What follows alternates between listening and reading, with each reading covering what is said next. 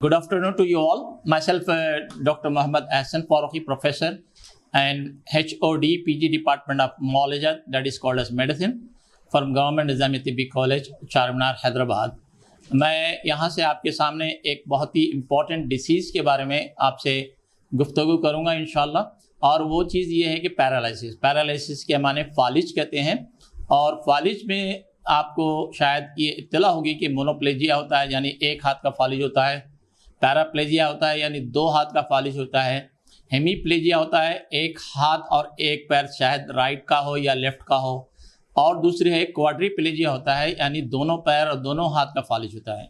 ये फालिज का जो ट्रीटमेंट यूनानी सिस्टम ऑफ मेडिसिन में है, ऑलमोस्ट 3500 ईयर्स ओल्ड है। और उस ज़माने से अभी तक आपको पैरालिसिस के ऊपर बहुत ज़्यादा यूनानी ट्रीटमेंट किया जा रहा है। और यूनानी जो है ना, मतलब कि बहुत ज़्यादा फेमस है। और इसके लिए यूनानी ट्रीटमेंट अपने को जो किया जा रहा है वो एक चंद प्रिंसिपल्स के तहत किया जाता है।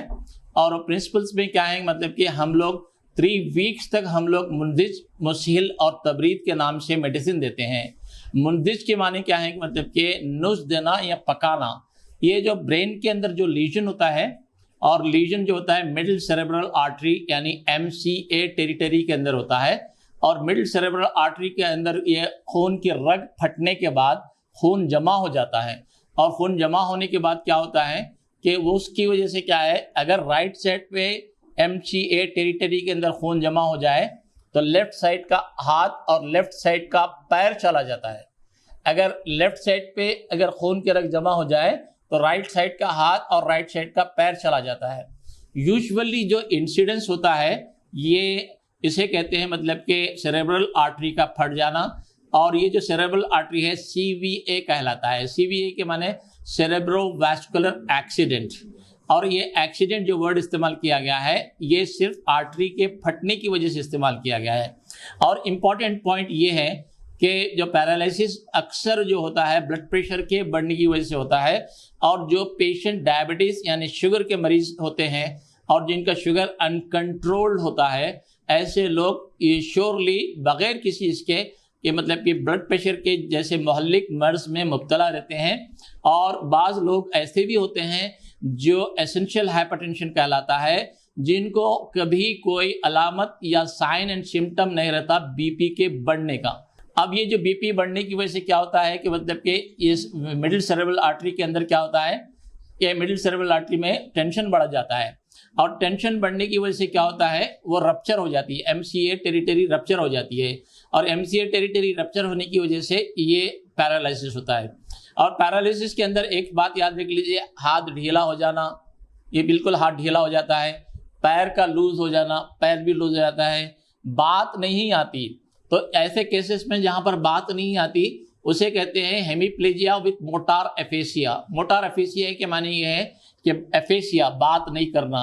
और ये लुकनत हो जाती है, बात नहीं कर सकते, तो फोतो बोलते हैं, आवाज़ नहीं निकलती, एफोनिया हो जाता है। ये सारी चीज़ें हेमीप्लेजिया के साथ होती हैं। और अक्सर पेशेंट को मतलब कि पैरालिसिस खाली होता है या फिर मोटार एफेसिया के साथ होता है या फिर फेशियल पैरालिसिस के हो जाता है। अगर सीधे हाथ का और सीधे पैर का पैरालिसिस हो जाए तो लेफ्ट हाथ का, लेफ्ट चेहरे का फेशियल पैरालिसिस भी हो जाता है। ये सारी चीज़ें हमें क्रेनियल नर्व्स यानी ब्रेन के जो नर्व्स होते हैं उसके इन्वॉल्वमेंट की वजह से होती है। और दिमाग के अंदर एक मतलब कि ब्रोकास एरिया होता है, एरिया 44 कहलाता है। और एरिया 44 के अंदर खून के जमा होने की वजह से ये ब्रोकास एरिया में स्पीच सेंटर मुतासिर हो जाता है, जिसकी वजह से बात करने में डिफिकल्टी होती है। अब अगर फेशियल नर्व यहाँ से 7th क्रेनियल नर्व कहलाती है, जहाँ से ब्रेन में उसका इंसिशन होता है, तो वहाँ पर इंसर्शन होता है। और वो जो ब्रेन में इंसिशन होता है वहाँ अगर खून जमा हो जाए तो क्या होता है पता है कि मतलब फेशियल पैरालिसिस हो जाती है। अब यूनानी के अंदर Charminar hospital is very famous. Why it is famous? For hemiplegia. Why it is famous? For what you call paralysis treatment. और यूनानी अंदर हमारे पास मतलब के सैकड़ों सालों से अल्हम्दुलिल्लाह यहाँ पर इलाज हो रहा है। 1938 में हमारे हॉस्पिटल की बुनियाद इसी बात से रखी गई थी कि चारमीनार या ओल्ड सिटी के लोगों को हम ये कर सकें। आज ना सिर्फ हमारे पास तेलंगाना बल्कि आंध्र प्रदेश और अदर स्टेट के भी पेशेंट यहाँ पर एडमिट होते हैं। आप सुनकर ताज्जुब करेंगे कि हमारे पास पेशेंट स्ट्रेचर पर आता है और अल्हम्दुलिल्लाह 4 वीक 6 वीक्स के बाद पेशेंट चलता हुआ वापस जाता है। जिसको पेशेंट को बात करने नहीं आता वो भी बात करता है, और जिसको पेशेंट मतलब चलने नहीं आता वो भी चलता है। तो ये वो जो ट्रीटमेंट का जो प्रिंसिपल है, मैं फिर एक बार रिपीट कर रहा हूँ, मुंजिज 21 डेज या तो 10 डेज दीजिए, 11 डेज दीजिए, 15 डेज दीजिए, लेकिन मैक्सिमम अपने को 21 डेज देना। What is मुंजिज?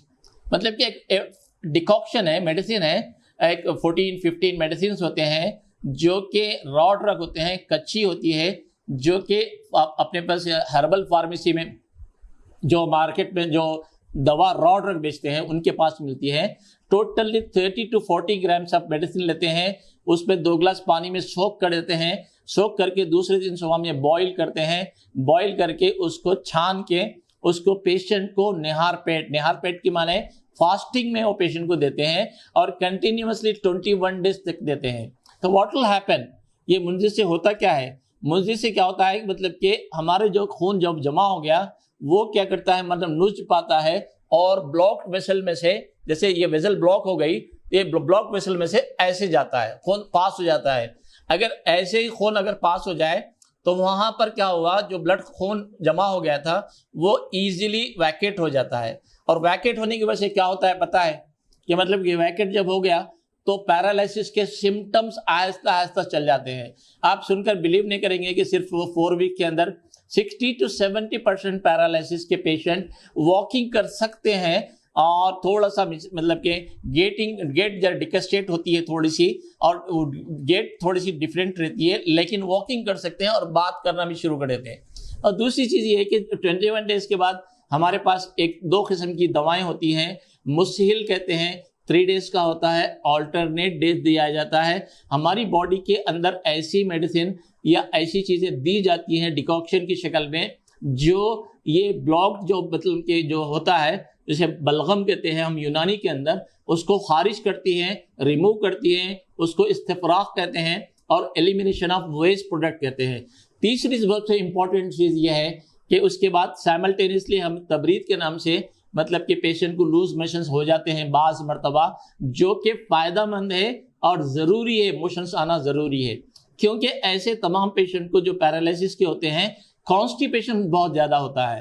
तो ये मोशंस आने के बाद क्या होता है कि पेशेंट रिलीफ फील करता है, हंग्री फील करता है, खाना खाता है। ये सारी चीज़ें नेचुरली पेशेंट को देना होना ज़रूरी है, अदरवाइज व्हाट विल हैपन कि मतलब कि पेशेंट को पैरालिसिस परमानेंट हो जाएगा। और उसके बाद हम मुक़वियात देते हैं। मुक़वियात के माने न्यूरोमस्कुलर डिसऑर्डर्स, यानी न्यूरल वीकनेस या नर्व की वीकनेस की वजह से मेडिसिन देते हैं। वो सेट ऑफ मेडिसिन होते हैं, जैसे तिरयाक़ आसाब है, तिरयाक़ुल आसाब है, इत्रिफलिस्तुक़ुद्दूस है, और मतलब कि तिरयाक़ अरबा है, यह हब्बे मफासिल फालिजी है, अक्सीर फालिज व लखवा है।